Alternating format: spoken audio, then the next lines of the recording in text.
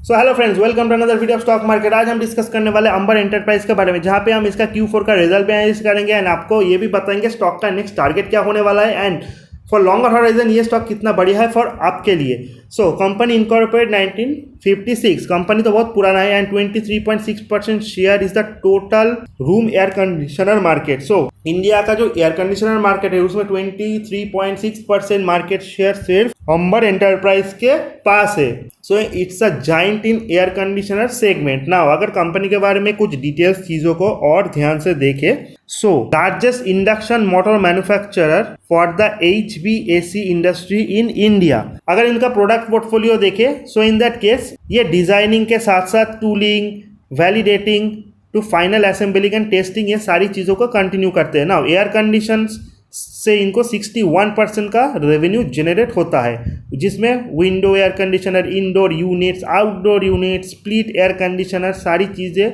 With inverter AC का भी manufacturing करते हैं। एंड RAC कंपोनेंट से इनको 33% का रेवेन्यू जनरेट होता है। RAC कंपोनेंट्स जो कि mainly refrigerator, plastic extrusion sheets for consumer durable and automobile industry, इन सारी चीज़ों में ये काम करते हैं। उसी के साथ साथ ये माइक्रोवेव, वॉशिंग मशीन के कंपोनेंट्स भी बनाते हैं। सो इनका जो मेन फोकस है वो पूरा कंज्यूमर ड्यूरेबल सेगमेंट ही है, जिसमें 61% इनका फोकस सिर्फ एयर कंडीशनर के ऊपर है एंड 33% से भी ज़्यादा का फोकस और दूसरे पार्ट्स लाइक रेफ्रिजरेटर हो गया, माइक्रो ओवन हो गया, वॉशिंग मशीन एंड कुछ ऑटोमोबाइल इंडस्ट्री के टूल्स भी ये बनाते हैं। नाउ मोबिलिटी एप्लीकेशंस में इनका 6% का रेवेन्यू जनरेट होता है, जिसमें ये air conditioner solution for railway, metros, buses, इनके लिए भी ये काम करते हैं। इनके पास टोटल 15 मैन्युफैक्चरिंग फैसिलिटीज है, जहाँ पे ये मैन्युफैक्चर करते हैं, जो 6 स्टेट्स में सिचुएटेड है। सो इससे आप इसका मैन्युफैक्चरिंग कैपेसिटी एक्सपेक्ट कर सकते हो।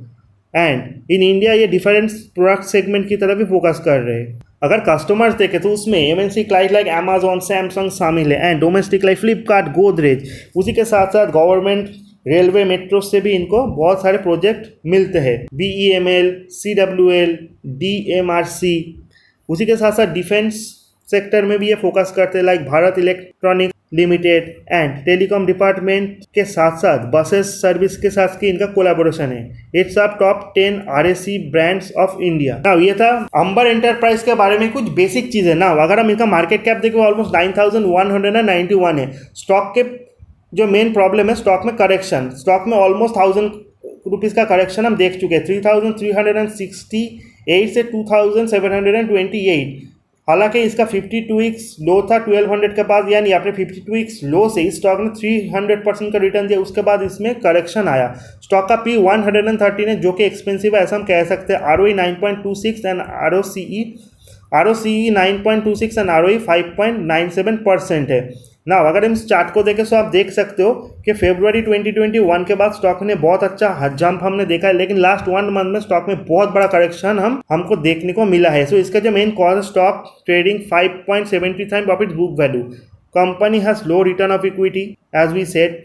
Dividend payout ratio with 2.12% of the profit over the last 3 years. Debtors day increase 103 to 128 days and promoters holding decrease over 3.73%।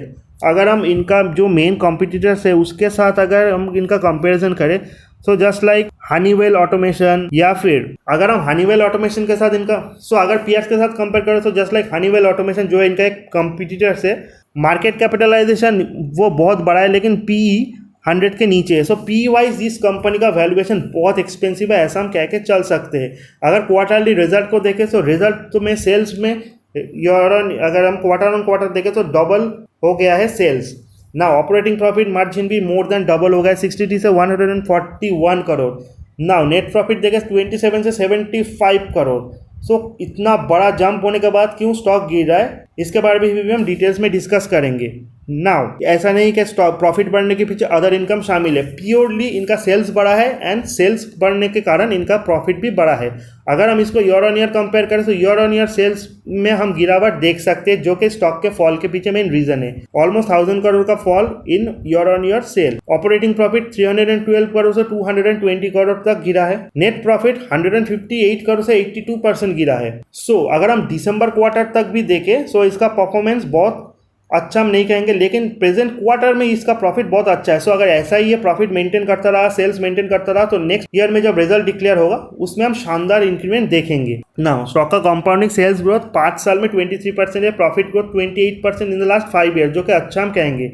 Stock का CAGR प्राइस को 3 ईयर्स में 37% है, लास्ट 1 ईयर में 104%। Return on equity के बारे में stock बहुत पीछे है, 6 to 10% के बीच इनका रिटर्न ऑन इक्विटी है। Cash flow from operating activity 288 crore से ईयर ऑन ईयर 211 करोड़ रहा है। प्रॉफिट भी घटा है, so obviously cash from operational activity में भी जिसका इफेक्ट हम देखने को मिलेगा। शेयर होल्डिंग पैटर्न, प्रोमोटर्स के बाद 40% का स्टेक है, FII के पास 28% का, एंड पब्लिक होल्डिंग 24, DII 7.62।